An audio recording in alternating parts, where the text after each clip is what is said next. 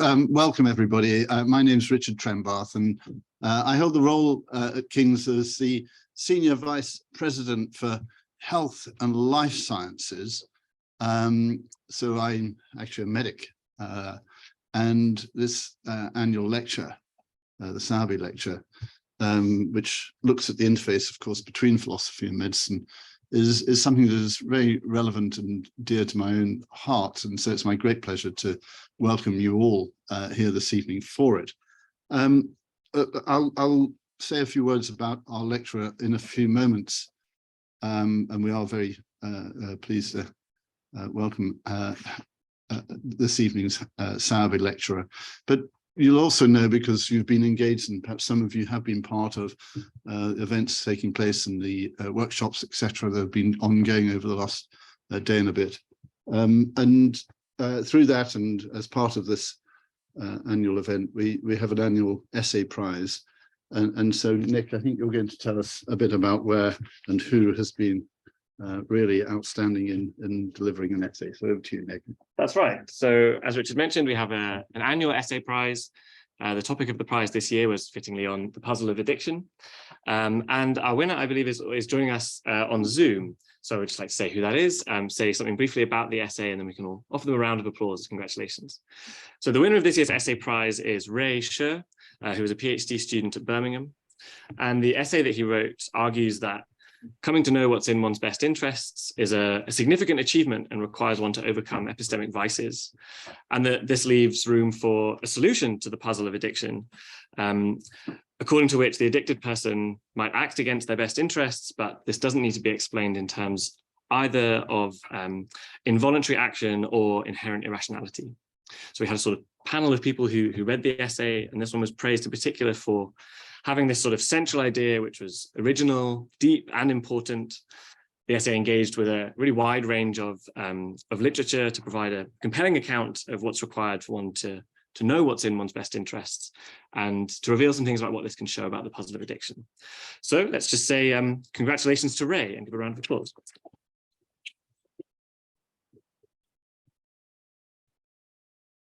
I'll now hand back over to Richard to introduce our speaker. Thank you very much.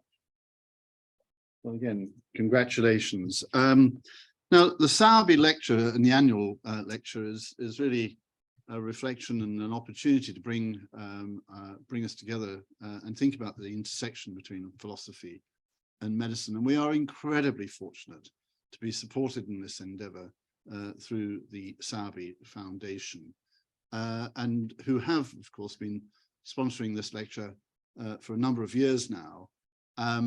And some of you who may have been at last year's lecture will know that it can generate some interesting discussion, engagement, and I'm sure this evening we'll have the same level of discussion, debate, and interest, but hopefully in a slightly different format. So it is my remarkable and huge pleasure to welcome our 2022 Sowerby lecturer, Professor Hanna Pickard. Hanna is the Bloomberg Distinguished Professor of Philosophy and Bioethics at Johns Hopkins University in Baltimore.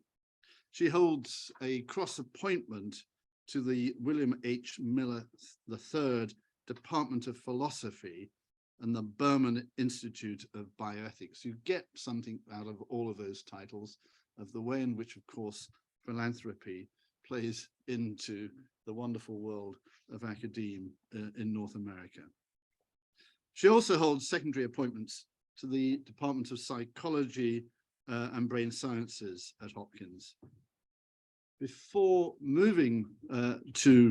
formally moving to Baltimore, Hanna held the chair in philosophy and psychology at the University of Birmingham, and was a visiting research scholar at Princeton University program in cognitive science, and also held a fellowship, was a fellow of All Souls College at the University of Oxford.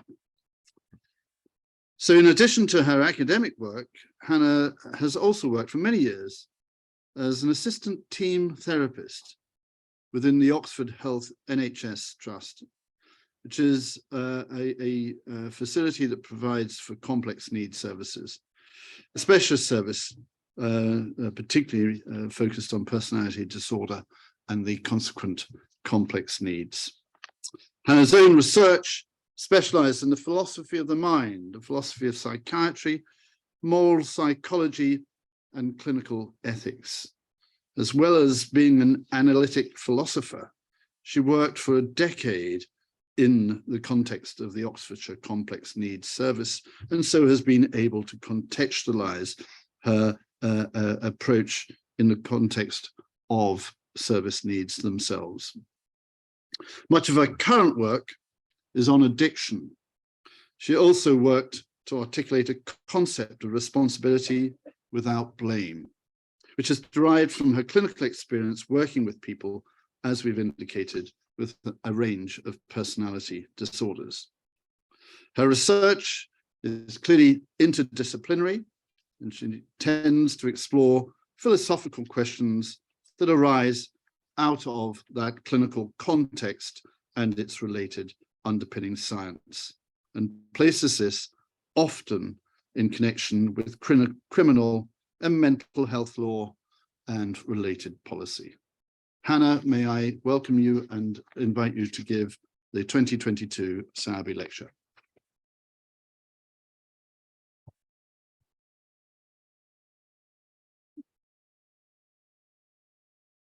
Beginning. It's the wrong slide. Oh, sorry. Let's go back. Is that good? Yeah. Okay. Great. Can everyone see the slides? I chose it not to have it looming behind my head, both because I thought that would be, I'd look ridiculous, and also it meant the light was more in my eyes, but can everyone see? It's not very much words, it's more pictures. Okay. So first of all, Richard, thank you for the introduction. Thank you all for being here. And because this is a lecture at the end of a two-day workshop, I also want to begin by thanking a couple of people who were central to that workshop. First of all, Rivka and Nick. There's Nick. I'm not seeing Rivka. Where is she? Still might be letting people in. Okay, who's still working to this moment and has been sort of done an amazing amount. Thank you to organize it. Also to Elsaline for the generosity of the conception. Elsaline unfortunately hasn't been able to be here, and we've really missed her. So thank you, Elsaline, if you're watching. To all the speakers who just gave fantastic papers on incredibly interesting topics, and I really valued the discussion. So thank you, all of you. And also to the Sowerby Foundation, of course, for the generosity in providing for all of this. Finally, three just short, more personal things to say. First of all, congratulations to Ray. Ray was my student when I was at Birmingham before I left for the US, and I had no idea it was his essay. I thought it was fantastic. I got to read them all. So Ray, it was a delight to learn that it was yours if you're listening to this. Really wonderful work. And also, if I can just take a minute, I wanted to actually give a special thanks to Owen Flanagan and Richard Holton, who both gave talks at the workshop and are two philosophers who have been incredibly influential for me, both in terms of thinking in general about the mind, but also in particular about addiction, and who I'm lucky enough to call my friends, so who've also been incredibly intellectually and personally supportive. So thank you, and thank you for being here. Please come in, don't worry. Okay, so let's begin. Right now, addiction science is at something of an impasse. I think that's widely considered to be true. Rates of addiction are rising all over the world. The translational results from decades of addiction neuroscience are extremely disappointing. And in the midst of this, theories of addiction, models of addiction, multiply and compete with one another. So I'm not going to talk that much about very many particular theories, but to give you a flavor of the multiplication, I just want to list a few. So we have pathological reinforcement theories, we have adaptive learning theories. We have incentive salience theories, opponent process theories, habit theories, impaired executive control theories, decision-making theories, both pathological and non-pathological, rational choice theories, self-medication theories, self-coping theories, and self-identity theories. To name but a few, there are more, and within each of those, there's of course a variety of instances. So this proliferation of theories and models has really created disagreement, not only about which is right, but about how we should do something as simple as define addiction, right? They disagree about what they think the fundamental definition is. The orthodox line is something like addiction is a brain disease, but other people think addiction is a disorder of choice, addiction is a habit, addiction is an adaptation. For every theory, you can create your own definition. And the disagreement between these theories can be aggressive. Indeed, they often treat each other with something verging on contempt. So instead of a kind of let a thousand flowers bloom, live and let live attitude, there's a kind of disparaging attitude that can be addressed from one theory to another. And I think ultimately, really, the cost of this impasse is borne by people with addiction themselves, because the better understanding we have and the more we work together, the better we can help people. So what I want to try to do today is sketch a new paradigm. And the paradigm has a core construct, which is one of heterogeneity. That's really what motivates it. I am not the first person to say that addiction is fundamentally heterogeneous. By no means am I the first person to say that. There's a long precedent and pedigree. But what I want to do today is motivate and elaborate this idea in a way I hope is a bit distinctive. Okay, so that's the plan. We'll see if I succeed. So I want to start at a place that I think of as absolutely fundamental for understanding addiction. I think everyone should think of it as fundamental, but I think its relevance to understanding addiction is often overlooked. And that's with ordinary drug use, non-addictive drug use. So drug use is absolutely pervasive in our society, arguably in all human societies ever. And most people who use drugs don't become addicted. But that said, all addiction, except for the most unusual cases, begins with ordinary drug use. So suppose instead of starting with addiction, we start with ordinary drug use, and you ask, why do people use drugs? Well, as I'll say in a moment, unlike with respect to addiction, that question is so easy to answer that it is barely worth asking, right? People use drugs because drugs have tremendous value. They are means to ends that it's perfectly intelligible, perfectly understandable that people would have. And those ends include things like really deep and varied forms of euphoria and pleasure, relief from all different sorts of pain and suffering and boredom, and also things like negative affect in general. People use drugs to relieve all sorts of negative feelings and affect.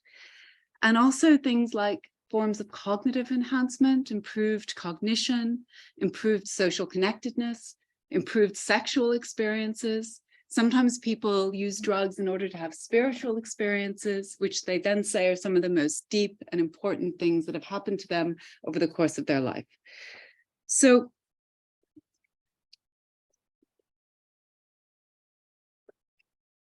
we use drugs, different drugs, to produce these different goods. As Owen, for those of you who are at the workshop, emphasized yesterday, there's a kind of art to learning which drug produces which kind of experience, which kind of good. But the basic point here is that if you consider human drug use from the folk psychological perspective that we use all the time to explain and predict our own and each other's behaviors, there's no mystery at all about why people use drugs. People use drugs for very good reasons. They're varied reasons, but they're very good reasons. And any costs that are associated with drug use are more than balanced by the benefits. And the thing about addiction is that it occurs precisely when it looks like reasons for use run out and the benefits are no longer clearly balanced by the costs. So from the same folk psychological perspective that we use to understand ourselves and each other, we can't explain, nor would we predict that a person is using drugs. Okay, so why not? Well, because that balance between costs and benefits appears to have tipped, and there comes a point when it just no longer makes sense, right? It looks like it's no longer worth it, and yet people keep using. Now, those costs are as familiar to us as the benefits. They include things like loss of family, friends, housing, health. In jurisdictions that criminalize drug possession, they include things like risk or actual loss of freedom. And then, of course, all of the negative emotions that accompany those sorts of costs: shame, guilt, despair. So from a basic folk psychological perspective, addiction is irrational, self-destructive, unintelligible behavior that just doesn't make sense because it violates a basic concern that we assume people have with their own well-being. And that idea, that thought, why are people using when the behavior, when drug use has these costs? Why would someone keep using? Is what I think of as the puzzle of addiction that really, I'm going to try to argue, defines what addiction is. Now, I'm not the first person to see this puzzle and think of it as core to addiction. In particular, behavioral economists, people like George Ainsley, Howard Rocklin, Richard Herrnstein, and Dreesen Prelek, in their co-authored work, have also really emphasized what they think of as the irrationality of addiction. But I want to elaborate it and think about it slightly differently. I want to keep us within a folk psychological perspective rather than turning to economic theory. And also what I want to do is put it to use in a way that I hope is distinctive. I want to suggest that the puzzle can help us reshape addiction science.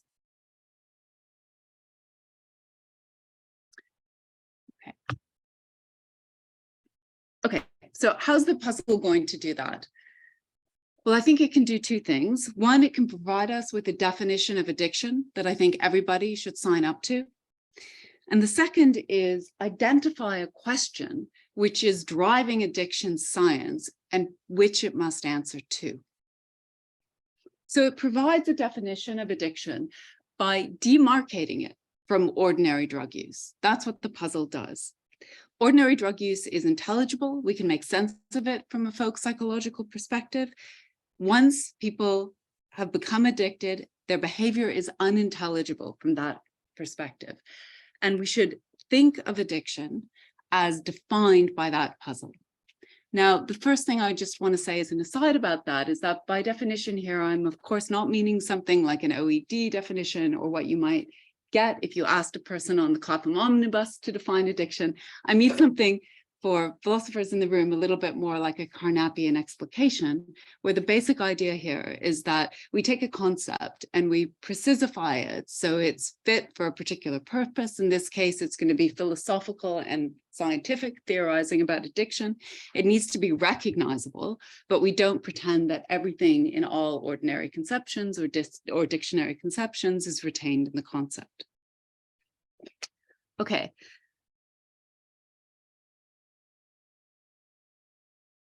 But in defining addiction this way, I think we also set the target for the theory. And the target is to explain why people use drugs when it looks like it's such self-destructive, irrational, unintelligible behavior.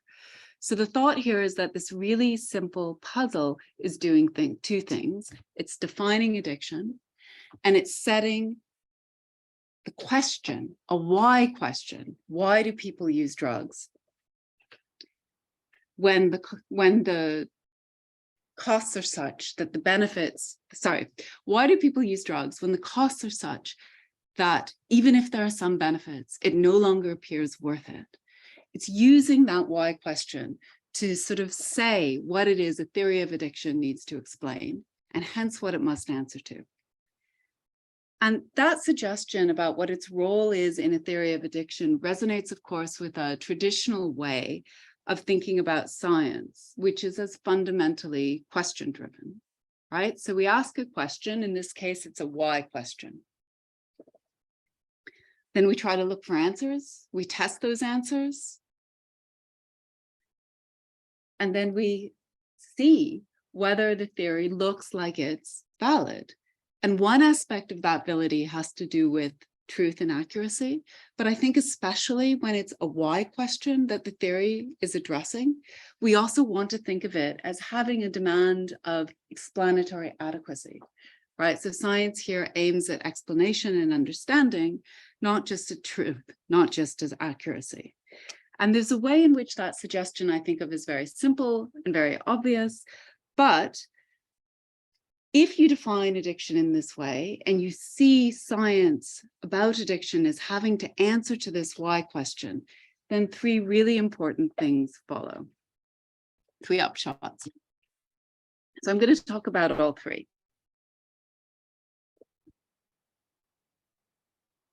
Okay, so the first is that we have a way of diagnosing, I think, why there has been so much disagreement between different theories and models. And of course, things like competition for funding play here as well. Don't mean this is the only reason that there's been this kind of competition and disagreement. But I think it does give us a nice diagnosis. And here's what it is, that the disagreement rests in part on eliding the distinction between explanans and explanandum, right? Between what explains addiction and what addiction itself is, such that the explanandum is redefined by reference to the explanans, okay? So that, in other words, the disagreement is coming from people taking their own proffered answer to the question and using it to redefine what addiction is. And I think of that as an elision. It's a kind of mistake. And making it harbors a kind of universalism and essentialism. So to see this, I want us to begin just by looking at the brain disease model, because it's such an excellent example of how this can happen. So the brain disease model is a strong disease model. We heard about that a little bit earlier today in Derek's talk. And the best way to understand what a strong disease model is to contrast it with an alternative model, a minimal disease model. That's where I'm going to briefly start. A minimal disease model is depicted on the slide. It's something like this. It dates at least to the 17th century, and it treats diseases as syndromes. So collections of observable signs and experienced symptoms which unfold over time. And one of the key things here is that there's nothing more to a syndrome than that, right? There's no connection posited between these different signs and symptoms. They just unfold in a characteristic way. And what a disease is, just is this collection of signs and syndromes. And indeed, this is how substance use disorder, as defined by the DSM, is diagnosed, just via collections and signs and syndromes, just via a collection of criteria, which are like signs and symptoms of the disorder. Indeed, all mental disorders are diagnosed in this way. And by contrast, a strong disease model emerged roughly over the course of the 19th century, and it treats diseases as pathological states of the body that cause the collection of signs and symptoms characteristic of syndromes. And the arrows in the slide depict causation. And that's the really important change here, isn't it? We now have a common cause for all of the signs and symptoms, one thing. Now, thanks to, I think, advances in medical science over the course of the 20th century, I think this idea is pretty embedded in how we think about disease. It's our go-to idea of disease, and classic examples would include Mendelian genetic deficits and also things like infectious diseases. So if we apply this to addiction, simplifying somewhat, it's going to look like this. So I'm going to suppose that the signs and symptoms of addiction just are drug use despite costs. And then what the brain disease model says is that there's a single cause, brain pathology. And that pathology is what addiction is. That's the disease. The signs and symptoms are effects of the disease. So they're precisely not what it is, they're what it causes. So I think you can see immediately how what's happened is that the brain disease model has used its proffered explanation of the signs and symptoms, right? Brain pathology, to redefine addiction in a sense, right? Addiction has become a brain disease. So what was first offered as an explanation now becomes defining. Okay, now there are two consequences of this that I want us to just note. You guys can't read some of that, but that's okay. So one of the consequences is that it opens up the possibility of asymptomatic addiction. So think here of an infectious disease like COVID, right? You can be diagnosed with COVID, but have no symptoms. Why? Well, the symptoms are the effects of COVID. The disease is the virus. Okay, so similarly, if addiction's a brain disease, you can be diagnosed with a disease, but have no symptoms. Why? Because the symptoms are the effects of the disease, and the disease is the brain pathology. And this indeed is how many main organizations like NA and AA think of addiction. They think of it as a disease that even if you've not used drugs for decades, there are no costs, therefore, associated with drugs use because you've not used drugs for decades. You still have addiction. You're still an addict, right? The adage is once an addict, always an addict. Now, the second consequence of the brain disease model is that it also closes down the possibility of addiction in absence of brain pathology, right? So everyone who's addicted must have a brain disease, whether or not they have symptoms, on pain of not being addicted.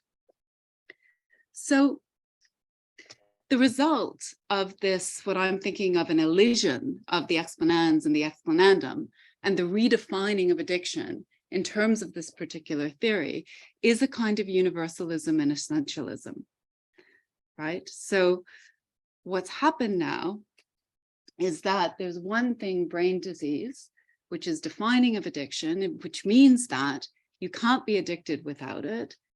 And if you have it, no matter what else is true of you, you're addicted. And I've used the brain disease model to make this point because it's so dominant in our thinking. But in truth, the point's going to hold of any theory that makes this same move. So suppose you say, what explains addiction thought of as a pattern of drug use, which causes consequences that look like they outweigh any benefits, and so creates this real puzzle of irrationality. Suppose you think that's what addiction is, and then you say, okay, that's explained by X. And then you redefine addiction in terms of X. So addiction is X. Well, now you have addiction only when there's X, and if there's X, you have addiction. So although I've done this in terms of the brain disease theory, it's a ubiquitous problem if you redefine addiction using a theory. And the impact is that theories then that are inconsistent with the definition of addiction as a brain disease or addiction as X, whatever your X is, are a priori false. And you can even sort of see the rumblings of contempt that I said characterize the disagreement, right? Like this other theory, they don't even understand what addiction is, right? It's that they're that mistaken, that flawed. Okay, so the first upshot of using the puzzle to define addiction and to say what it is that a theory must answer to is this kind of diagnosis of the nature of the disagreement. Okay, and the second upshot follows directly from the first. The second upshot is a way to try to move beyond the impasse, which is an appeal to heterogeneity. So suppose that we hold steadfast to the definition of addiction by recourse to the puzzle.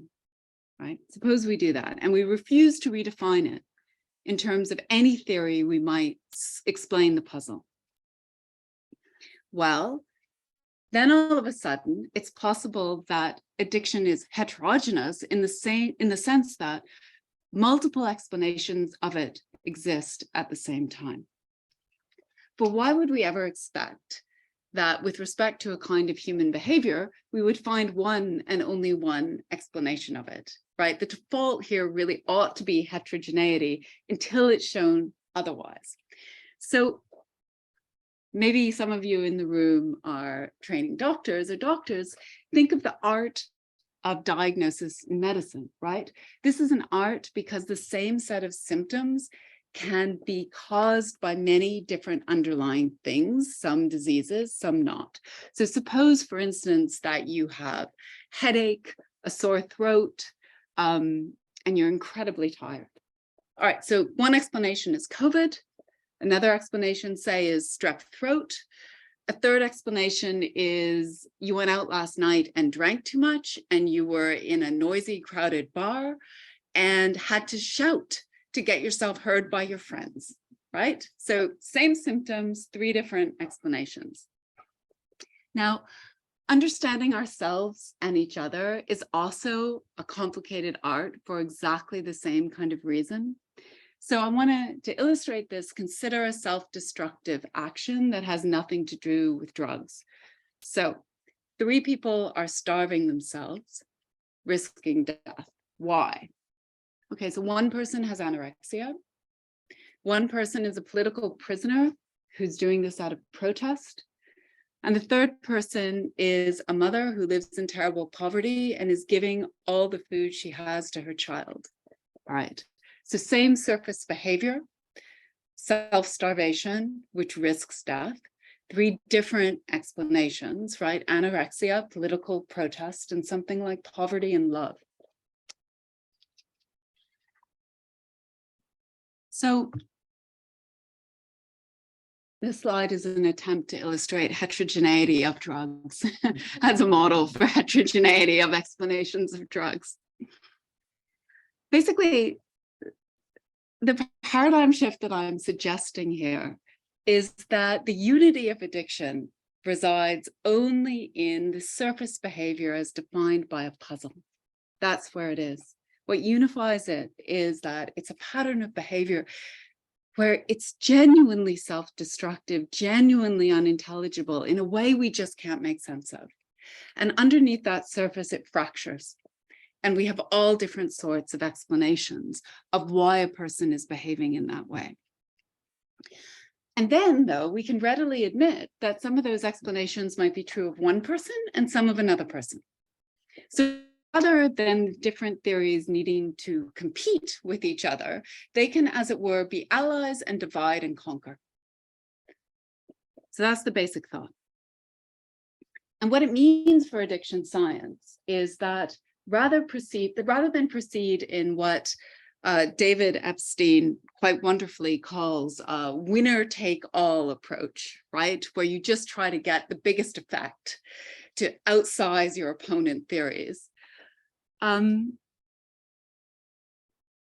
They can live harmoniously and learn from each other and ask questions like, when is my theory most likely to be true of a particular person or a particular kind of person? Which then I'm going to suggest later has real impacts for clinical care. All right, so that is the second upshot. It opens the door to heterogeneity. The third is that there's no sharp line between ordinary drug use and addiction. Okay, so to make this point, I want to start by distinguishing addiction and dependence, which is an incredibly important distinction, which I think is not sufficiently held in mind these days. So dependence, physical dependence, occurs when people are in a state such that withdrawal of the drug or dose reduction is going to result in a classic physical withdrawal syndrome. And the thing about physical dependence is that although it's of course associated with some kinds of drug addictions, it's neither necessary nor sufficient for it. It's not necessary because people can become addicted to drugs for which there is no dependence syndrome, right? No physical dependence syndrome. So the classic examples are cocaine and cannabis. It's also not sufficient because you can be physically dependent to a drug, but not addicted. So some kinds of examples come from psychiatric medication where there really is a withdrawal profile if people's dose is reduced or they're immediately taken off it. But we would never think that people who are taking psychiatric medications are addicted because the drug is doing good for them.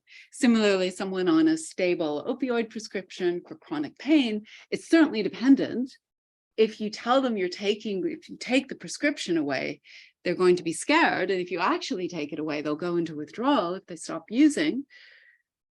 But they're not addicted. Why not? Well, because as with the psychiatric medication, it looks like in that case, the drug is probably doing more good than harm. It's making their lives better. It's allowing them to function. So as with the contrast between ordinary drug use, the contrast with dependence and addiction really depends on this key idea of costs and benefits and how they get balanced. That's what demarcates addiction from ordinary use and dependence. But by defining addiction in that way, by understanding addiction in that way, the consequence is there's no sharp line to be drawn between addiction and ordinary use, in the sense that we can't draw that line without reference to context and values. So context first. Imagine two single mothers who use identical amounts of alcohol and where the functional impact of the alcohol on their capacities is exactly the same. But one is rich and the other is poor. And the rich mother has a nanny who lives with her and takes care of her children when she can't. The poor mother does not. And so the poor mother's children regularly don't get to school, don't get fed. It's the kind of situation where social services could soon become involved. Now, the consequences of the use of alcohol for the poor mother are of a totally different order than the rich mother. We might judge she and not the rich mother as addicted, but ex hypothesi, their level of drinking and the functional impairment is the same. The difference is wealth. So that just means that we can't draw a line between problem use and addiction without appeal to things like socioeconomic context. And I think of that as showing that there's a certain kind of sharpness that we often think we have with diseases, which just isn't there. It's also the case that we can't draw the line without appeal to values. So balancing costs and benefits is always relative to a set of values. So I value drinking enough that I'm willing to take a hangover in the morning. You hate hangovers so much that you won't drink. Those are different sets of values. That's always the case when we're looking to balance costs and benefits. But that raises this incredibly important question: whose values decide? And sometimes this is very easy to answer because everyone's values cohere. And sometimes it's very difficult because the values of a society might not accord with the values of an individual person who's using drugs. So my favorite way to illustrate this is Keith Richards, who famously said that he didn't have a problem with drugs, he only had a problem with policemen.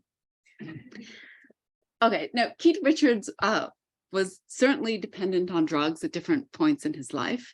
And he also certainly had a problem with policemen because he went to prison for possession. So that's true. But from his point of view, what that quote tells us is that he thought whatever the costs of drugs were, it was worth it for him, right? That's what he's saying to us. So you might ask, was Keith Richards right about that, or was he in denial? And I don't want to answer that question about Richards, but what I want to say is that from any perspective, but especially a medical perspective, I think, the answer we have to give to the whose values question is the person's own, right?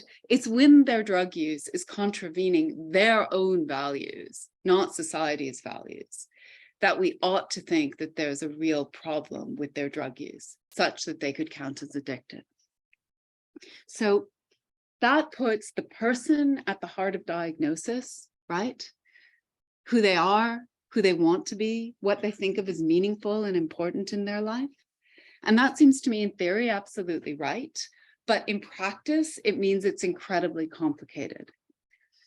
And that's because the values by which we're going to measure costs and benefits have to be a person's authentic values. And first of all, it's very hard to give an account of what authentic values are.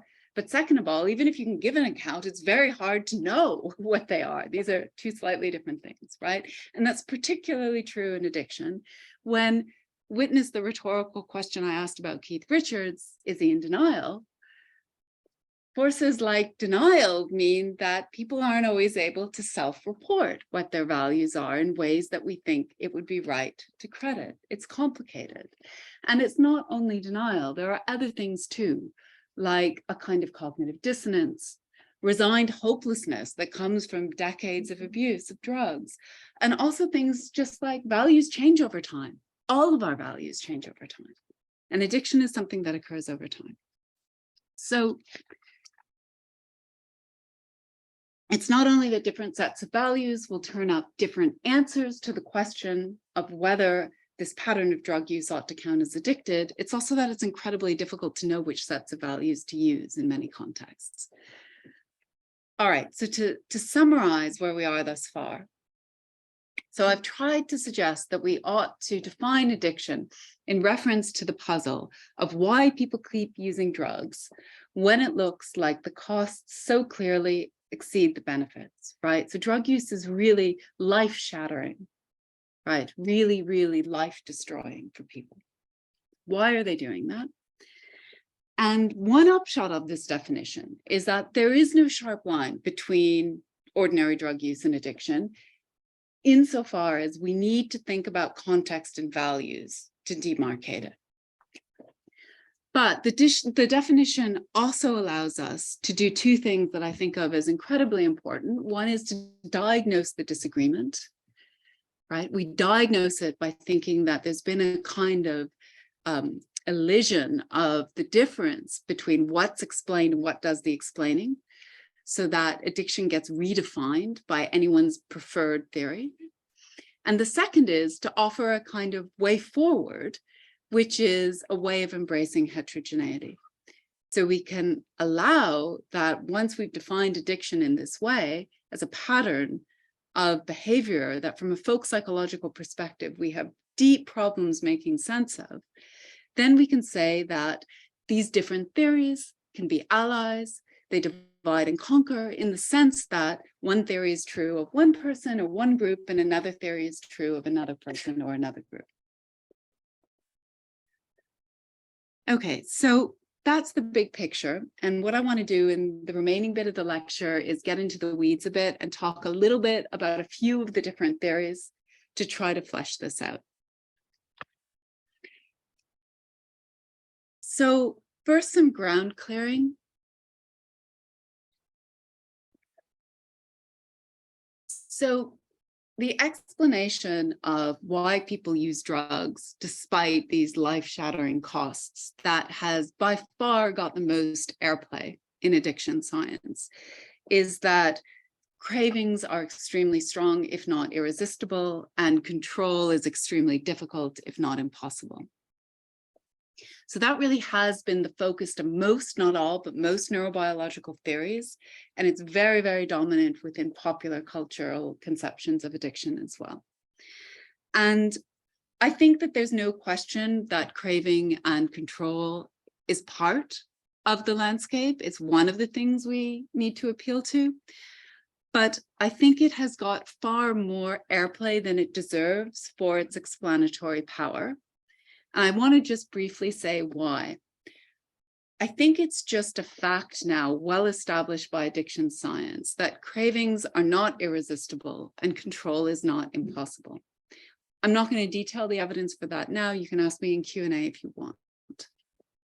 But if that's true, then it's on its own not a sufficient explanation of the puzzle. And the reason for that is that given how destructive addiction is, how destructive drug use is when people are addicted, then even if it's hard, you'd expect people not to use in face of those costs. It's just not a sufficient explanation. So it's part of it, but it needs to be supplemented. All right, so how are we going to supplement it? Well, I think there are two basic kinds of approaches that divide the landscape. And they're this. So we can either think of explaining how it is that someone uses drugs, even though the costs are so exceeding the benefits, by thinking of how, from their perspective, the cost might be hidden and the benefits very salient. So that's one kind of theory, one kind of explanation. And the second is to say that we can explain the puzzle by thinking about how, from our perspective, the perspective of the observer, the benefits may be hidden and the costs all too salient. Okay, so that's the basic divide. And I'm going to talk first a little bit about the first kind of theory and then a little bit about the second kind of theory. So perhaps the most, I think, austere and elegant explanation of the first kind is denial. So denial is a psychological defense against the pain of knowing certain truths. So it's a very specific form of ignorance which is caused in a specific way. And I'm going to outline how this works just extremely simply, right? So the costs of drug use, those life-shattering costs, are incredibly painful. They're really painful to acknowledge, especially because in many cases, they're at least in part done by oneself. So if you think of the phrase ignorance is bliss, well, denial is a form of ignorance. It's bliss against those costs. And if you don't recognize one of two things, either that the costs exist at all, so maybe you just deny that these costs are real, or you don't recognize that the costs are caused by your drug use, right? You haven't associated whatever the costs are with your drug use. Then there's no reason to stop using drugs, right? Because the costs are just not visible from your perspective. Because of denial, all you see are the benefits and not the costs. So obviously a theory of denial needs to do more than just outline itself schematically the way I did. We need to know, how is denial possible? So there's a lot more work to do. But I wanted to present sort of the skeletal outline of denial because I think of it as such an elegant version of the first kind of theory. And again, it's a theory, it's an explanation, it's a theory that has great popularity in our culture, right? It's one of the things that Alcoholics Anonymous really highlights. We all think of denial as connected to addiction, and yet it's had almost no serious uptake in addiction research. It's really under-theorized. All right, so that's why I've chosen to speak of denial, but just quickly to say that there are, of course, a range of neighboring theories of this form, which have had more uptake. And most of them have to do with thinking about the relationship between addiction and time, whether that's the past or the future. So with respect to the past, I have done some work with some memory scientists thinking about how we might model the idea of chasing the first high, another bit of popular lore about addiction. And the basic thought is that there are mechanisms, cognitive mechanisms, by which people with addiction, like the rest of us, might be drawn to particularly salient early experiences, as opposed to taking a more objective look at the history of their addiction, such that when they're deciding in the present, they do so much more on the basis of those early experiences, which are wonderful, right? Really worth re-experiencing, rather than, as I say, looking more soberly, pun intended, over the course of their addiction. These kinds of theories also look to the future, right? So one of the things about the costs and benefits is that the benefits are typically immediate while the costs are delayed. So given that there are biases in our decision-making, which may be augmented in addiction, such that we prefer immediate benefits, right? We act for the present and sort of tend to not worry as much about the future. There's questions about how rational or irrational that is. And indeed, Anka's talk today, for those of you who were there, was focused a little bit on how long-term thinking is not something terribly associated with addiction. And that's part of what recovery can involve, is extending the temporal framework. So given that sort of background, you have, again, a number of neighboring theories where you have a very simple explanation of why, from a person's perspective, they would really see only the benefits and none of the costs. Okay, so to briefly just look now at a few of the theories of the second type. So a theory that thankfully I think is getting more and more airplay because it's incredibly important, although it's not simple, the way denial is a simple theory, is that we can explain addiction through a combination of taking seriously the life circumstances in which people with addiction typically find themselves, together with acknowledging the function of drugs as relief from suffering and pain. So this is connected to one of the things Richard spoke about today, just the absolute alliance with rates of addiction and rates of social deprivation. So it's a really simple idea. Once you've acknowledged that alliance, you can recognize that people with addiction typically live in context where there's a lot of pain and hardship, genuinely little hope for the future, and very few other alternatives. And drugs provide relief from suffering and also maybe the chance of a little bit of joy and euphoria and escape. So in a context like that, it's perfectly sensible that people would choose to use drugs despite the costs, because the value of using drugs for a person in that situation is really monumental. The problem, the way it looks like there's a puzzle, is because many of us don't live in those circumstances and don't have a realistic appreciation of what it is to live in those circumstances. So there, the kind of blindness is our blindness to the benefits as opposed to the person's blindness to the costs. And this particular theory of addiction connects with the final one that I just want to sketch to you for you today, which is a theory that I've done a lot of work on myself, that again, Anka spoke about today, which is a kind of self-identity model. So the basic idea here is that for people who self-identify as an addict, and I'm going to use that word to talk about the self-identification, even though, you know, there are problems with the word and its essentialization and its stigmatization, but it's how people identify themselves. So we need to think about what it means if you identify as an addict. So for people, the basic thought is that people identify as an addict and have value in that self-identity. And that's part of what drives addiction and keeps you stuck in addiction. And if that's right, the question is why, right? What's the value in the self-identity as an addict? And there are two dimensions to this. So both, but in ways particularly the first, connects very much to the explanation I just gave about life circumstances and people who are really living on the margins of society and within a drug user community. So one of the things about one's life, if you're in that community, is that your community is a using community, right? The people who care about you and who you care about and who you probably have years of trust and connection with also self-identify as addicts. And because of the stigma in our society around addiction, it's not like when people leave those communities, we welcome them back with open arms, right? Quite often, they're the only communities realistically available for people. Friends and family may have been long lost. And so if you stop using, you lose your status within the community, right? Your status as an addict is part of being a member of that community.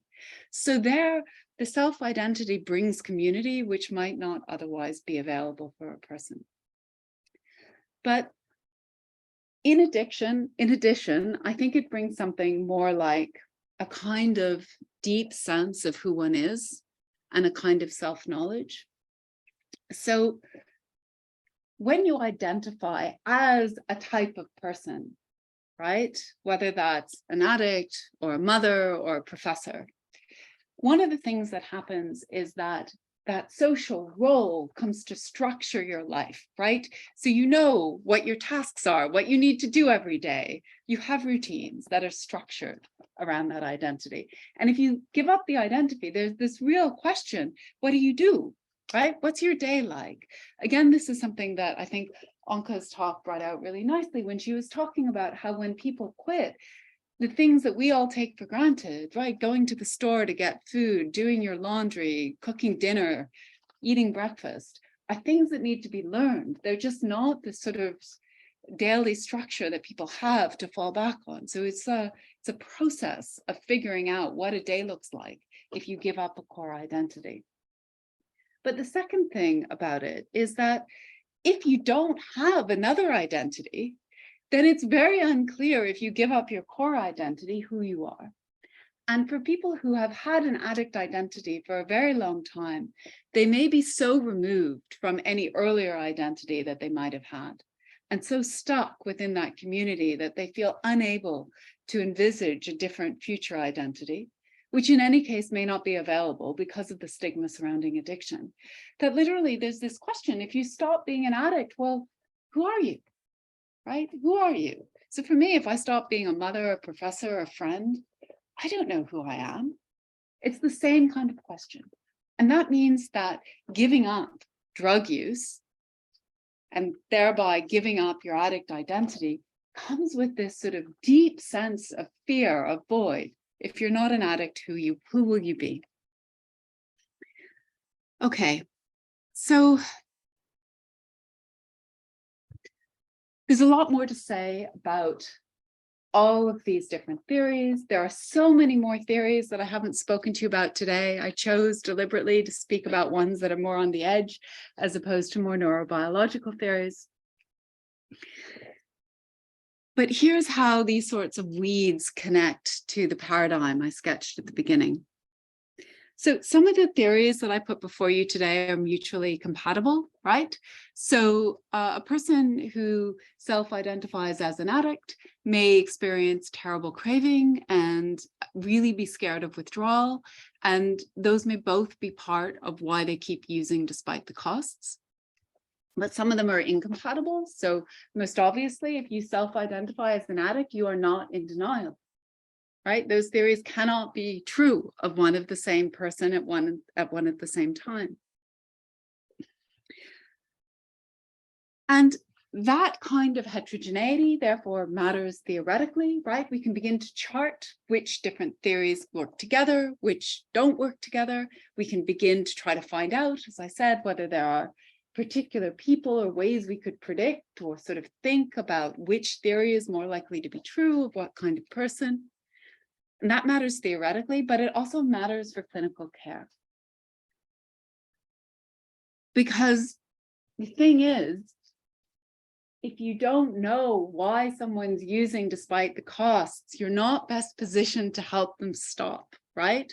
So for instance, medications, say for opioids, for opioid withdrawal, medication-assisted therapy is going to help hugely if someone's using because of fear of withdrawal, because of craving, but it's not going to do something like lift someone out of poverty and give them a community and give them a new identity, right?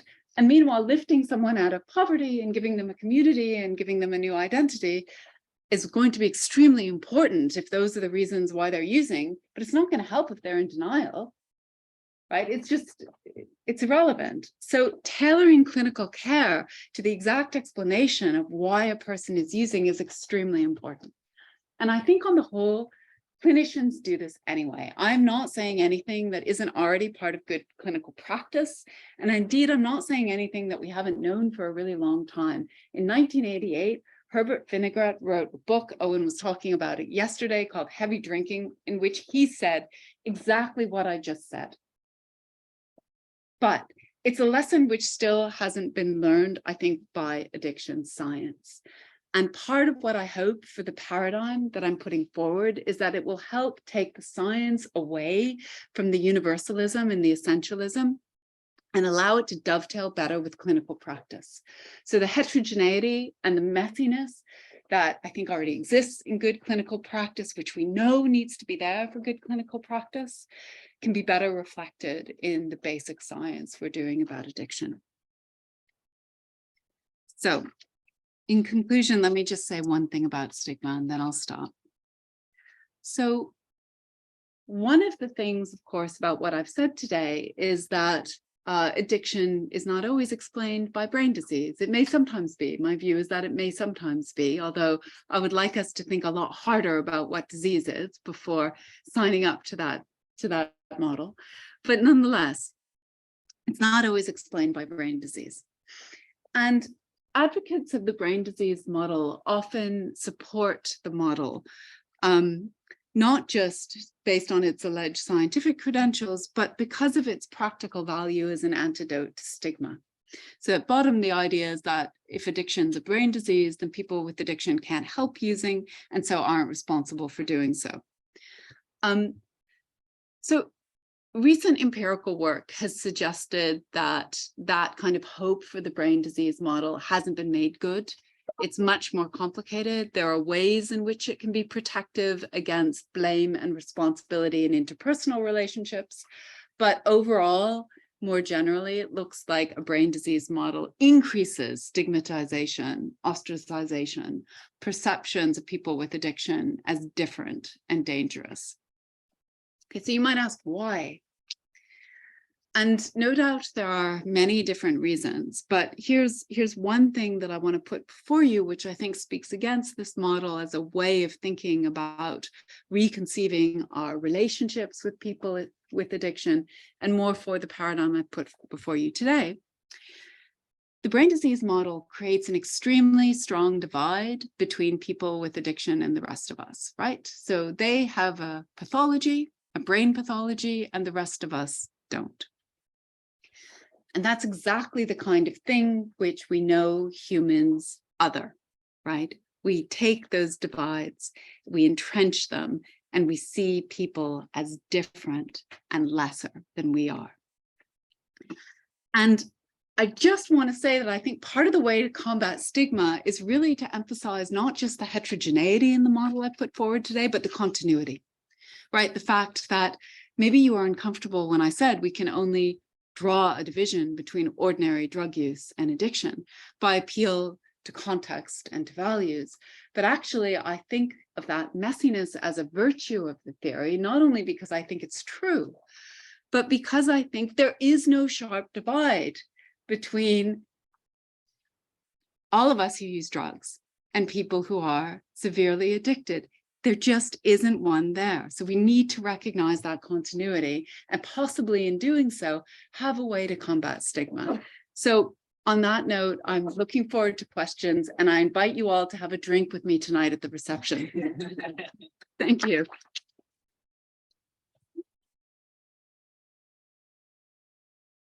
Thank you very much, Hannah. You've stolen my final words, actually, because I was going to enjoy looking forward to how I was going to phrase joining us for refreshment, but you went straight for the jugular.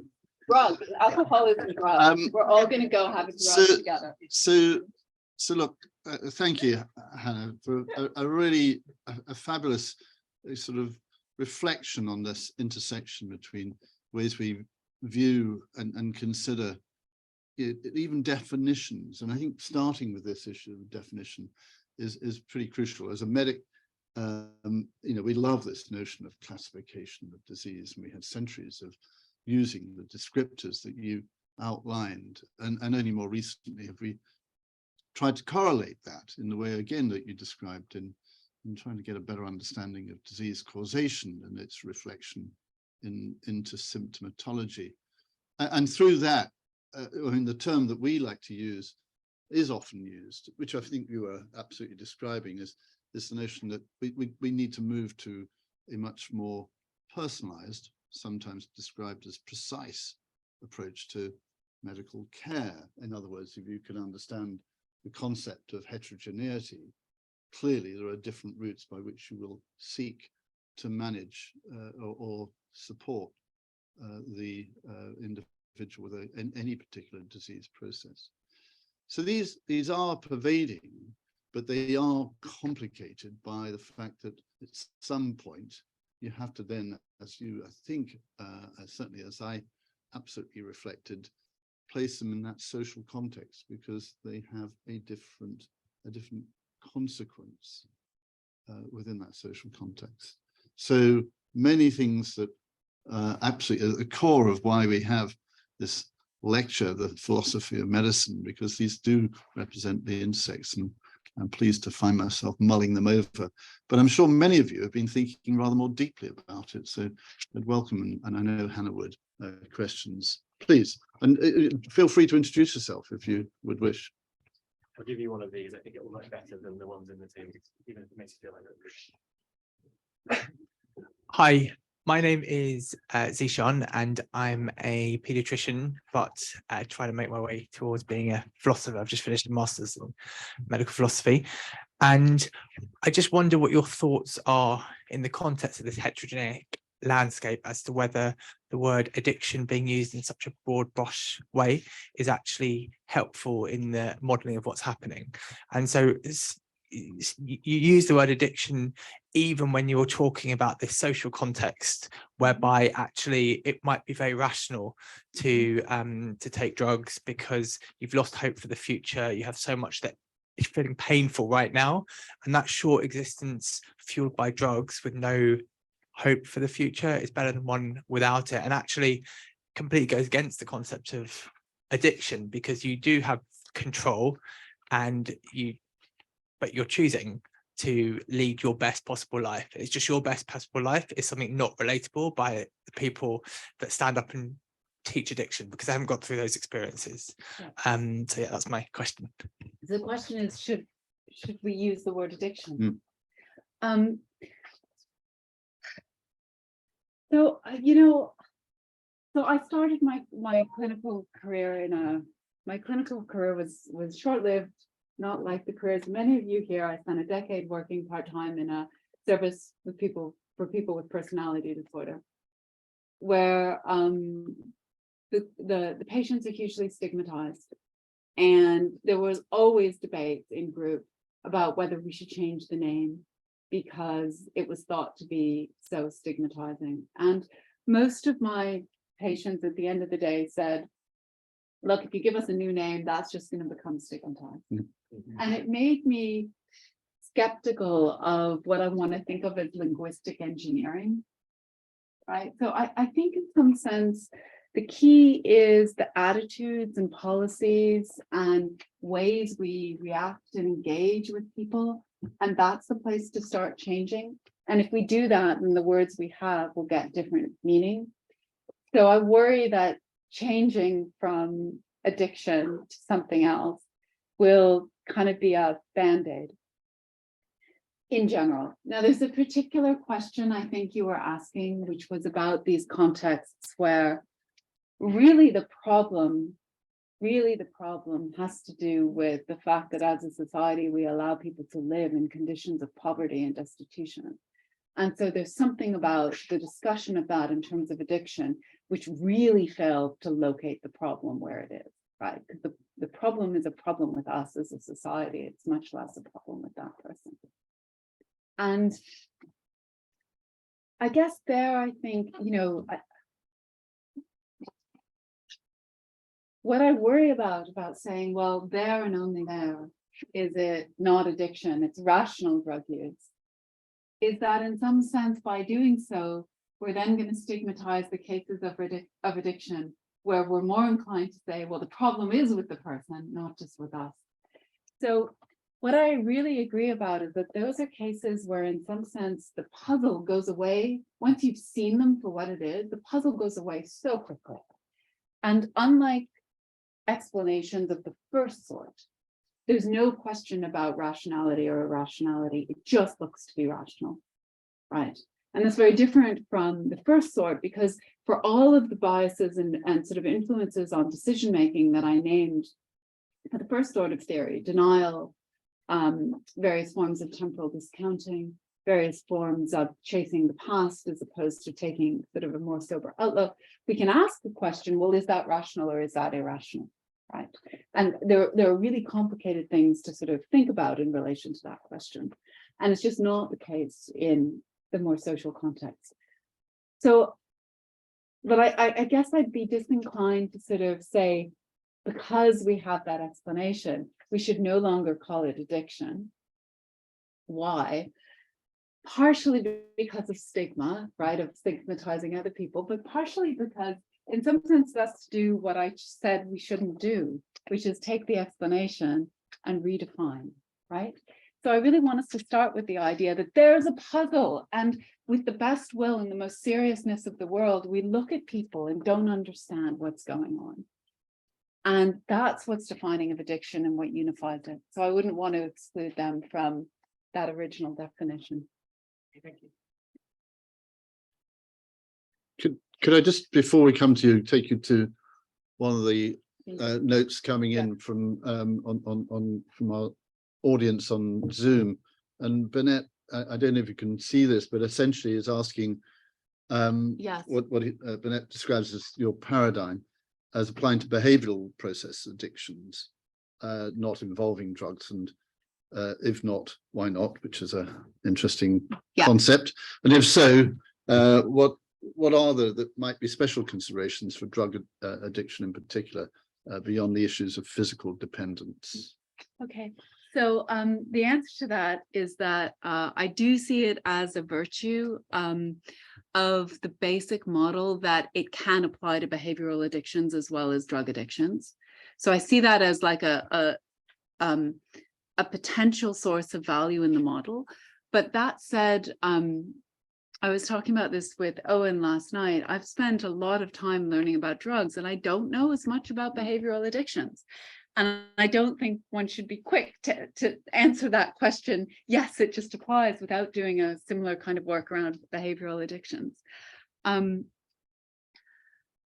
guess the only other thing I will say is that there are clearly ways in which drugs affect the brain differently from behaviors, and nobody should deny that. And that goes beyond just dependence, right? It really does. But the extent to which those mechanisms are typically explanatory of what's going on in drug addiction, even if they sometimes are, is something that in ways what I've done today is shown some skepticism for. And to that extent, I guess I'm happy to say that we might well see some similar non-neurobiological mechanisms at play in behavioral addictions. Certainly self-identity is part of it. There I will put my cards on the table and say that I think that's part of it for behavioral addictions too. There's a question, I think, at the back. So you said that there is this division, basically an asymmetry of information. If you're not an addict, you cannot understand where the values of taking these drugs is. If you are an addict, you can't communicate those to somebody who is not. And I is didn't not say, I don't think that's true, but carry on with the question. Yeah. Brilliant. Then what way, of course, that's not true. That's too starkly put. But what way is there to bridge that gap, to go onto really understanding where the value, where the benefit lies when one is addicted and taking these drugs, despite the life-shattering cost? And related to that, and you said we have to take the values on of the single person we are dealing with. Certainly, but the question is what values at what time? So when they started using the drugs with a kind of objectively, perhaps the wrong word, objectively still beneficial, outweighing the cost, or when they were on the slope, or when they are where they are now? Okay, so in answer to the first question, I mean, I hope that I did a tiny bit to paint a picture for you today, which enabled you, if you hadn't thought about it before, to imaginatively think of yourself in that situation more than you might have. Certainly for those of you who are at Anka's talk earlier today, her work is wonderful as a way of really in detail helping people understand what it's like to live as someone who has addiction and self-identifies as an addict. So I mean, the first answer to that is just listen to people, look and listen, right? I mean, there's no magic here, but I don't think that there's a fundamental problem that one can, I mean, I'm sure there are things that we all can't ever understand about each other's subjectivity, but I don't think this is a problem. I don't think that, you know, it's that hard to understand what it's like to live in conditions of poverty and despair if you talk to people and listen to them. So that's the first answer to that. Okay, about values. I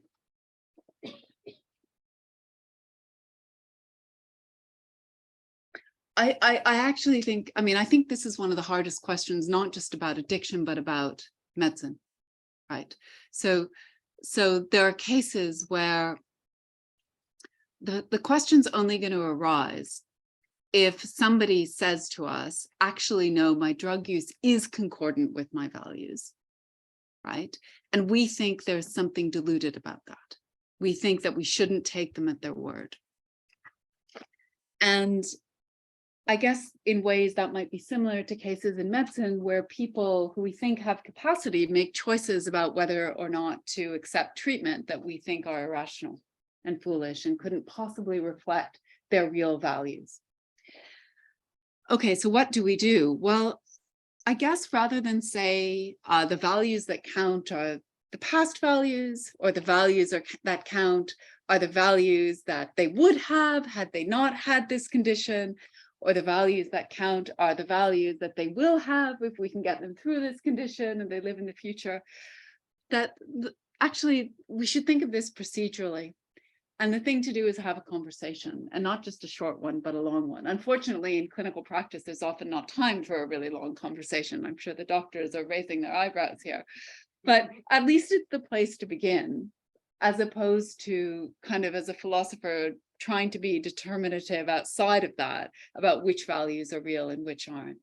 I mean, there's nothing we can do except talk to people and respect them and do our very best to give them a chance to think through these things, right? And again, I'm looking for Anka, not seeing her. I don't know if she's here today, but in Anka's talk, there was a moment when someone asked about how somebody might say, look, I have no hope. And for me, what gives me most value is drugs and the taking of control over my life and the willingness to continue with full knowledge of the costs and despite that. And I certainly think that acceptance of that should be kind of a last resort.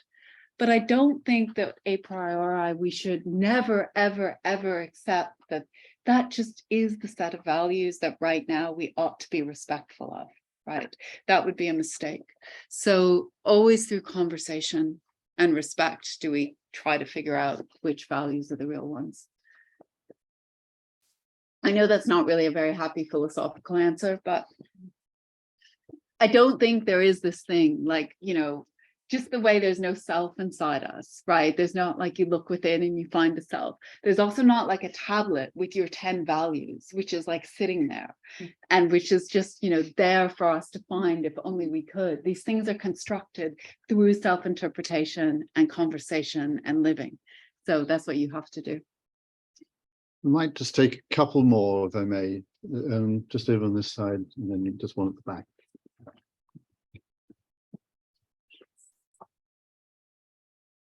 Thanks. I just want to follow on from what you've just said about the construction of values and sort of maybe take it to a more kind of like putting these things into effect. When you have, say, a clinician is having a conversation with someone who comes from a very different cultural background to them, and therefore the constructions of what they value are very different just by nature of who they are, how might they go about discerning what the appropriate course of action might be there? Okay, well, the first thing is be attentive to cultural differences, right? That's so important in all aspects of medicine, certainly in addiction, but just generally. And I guess, I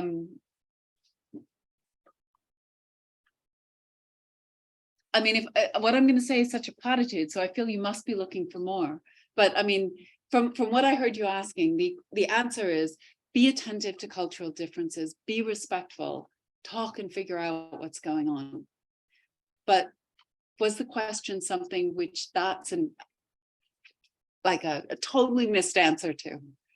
Well, I'd say perhaps the start of an answer, but I guess if we look at the sort of individual interaction, that's sort of the only thing you can say, right? But I suppose what sort of structurally could healthcare services, for example, do to enable that kind of understanding? Ah, okay.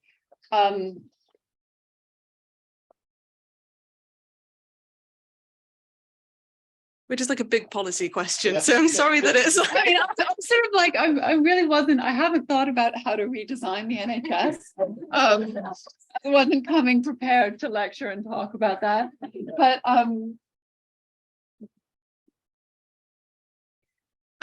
don't know. I'm going to say this. When I worked for the NHS, I had to do all these bloody mandatory trainings, and they taught me nothing. You learn how to wash your hands. I knew how to wash my hands. And my mom taught me how to wash my hands. They include cultural sensitivity training, breakaway training. I mean, in ways that was a very useful training. I ended up able to throw my husband to the ground, but never had to use it, thank goodness, on a patient, but it was a good party trick. Like, I don't think the solution is training.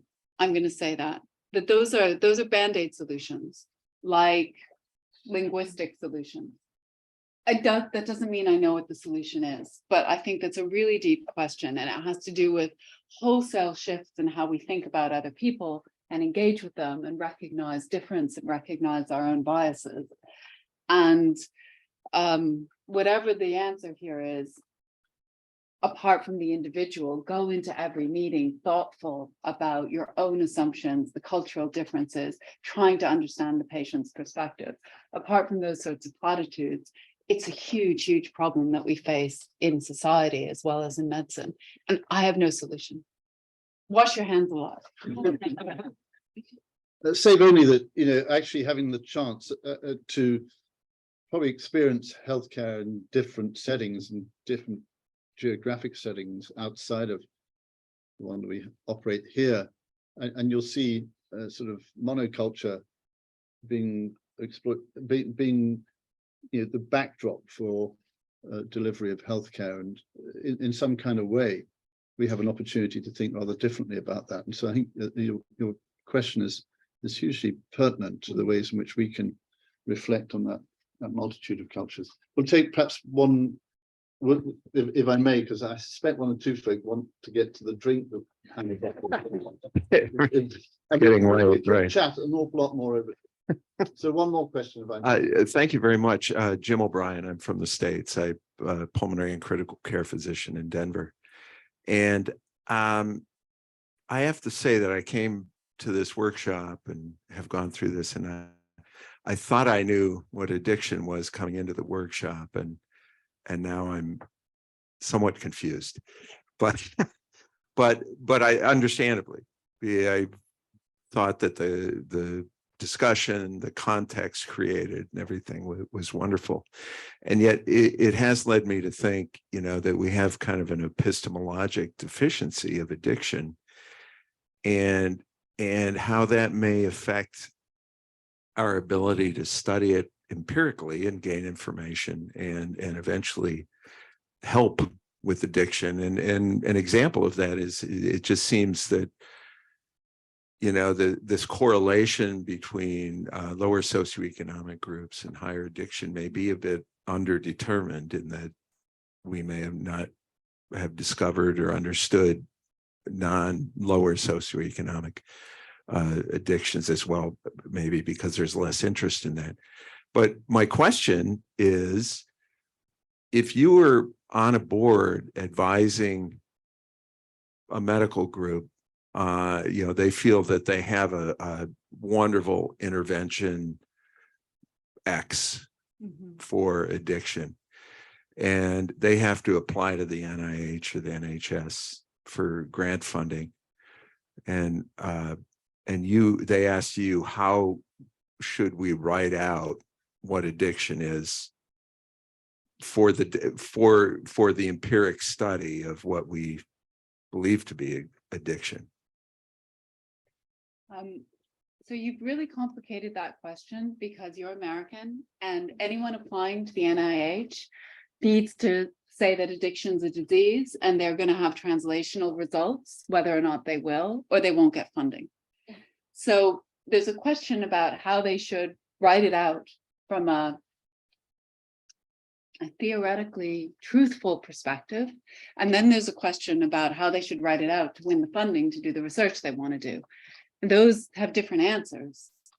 That is part of the problem with addiction research right now, is that you can't get money unless you sign up to a brain disease model, or it's not like you never can get money, but it's really hard to get money for your work if you don't sign up to a brain disease model and claim translational validity, right? Claim translational possibility, likelihood, possibly based on past results, even if there have been very few past results. And I think that's so destructive of serious research and serious translational research. There's a group of addiction scientists who I think of as absolutely trailblazing. It includes Marco Venero, Marcus Hellig, David Epstein, Yavin Shaham, and Matthew Banks, who've recently published a paper about reverse translation, which involves, rather than taking your paradigm from your own lab and sort of continuing it and sort of looking for translational effects, whether you think there are any or not, you start with what works in the clinic and you work backwards. And that's, you know, both in human studies, but also in animal models. So we just completely change the order in which we're thinking of things. But that's not, I mean, maybe it will start to get funding because they're a fairly eminent group and this was published in the top science journal, but right now that's not the way to pitch your work. Now, if I have to answer the question of what it is that you ought to say addiction is in a more theoretical kind of neutral perspective, or you're not looking to get money or you need to satisfy the funding bodies, it is what I said. We should think of addiction as a pattern of behavior that, and you can, I try not to use, right now I'm thinking about whether I want to use the word irrational or not. I'm not sure it's well defined as irrational, but it's a pattern of behavior which, from a folk psychological perspective, or you could just say, you know, appears to be deeply unintelligible and irrational. And here's the research paradigm which looks to explore it. But that idea of addiction as a behavioral disorder, right, in some sense, what I've just said, locates it at the level of behavior and thinks of it as a disorder. I personally think of the concept of disorder as very different from the concept of disease, because the concept of disorder has its home fundamentally within sort of areas of medicine like psychiatry, where we don't diagnose through underlying pathology and we do diagnose via interpersonal interactions and observable signs and experience symptoms, right? So you can think of it as a behavioral disorder without, I think, doing too much injustice to the kind of perspective grounded in folk psychology that I described today. So I guess that would be my first pass at what you might say on a grant proposal, which tried to be honest and yet might get some money and call it a behavioral disorder. Well, look, and I hope as many as you who can will join us now for some refreshments and an opportunity to continue discussion. But I'll need to check with Nick. We are going upstairs, aren't we?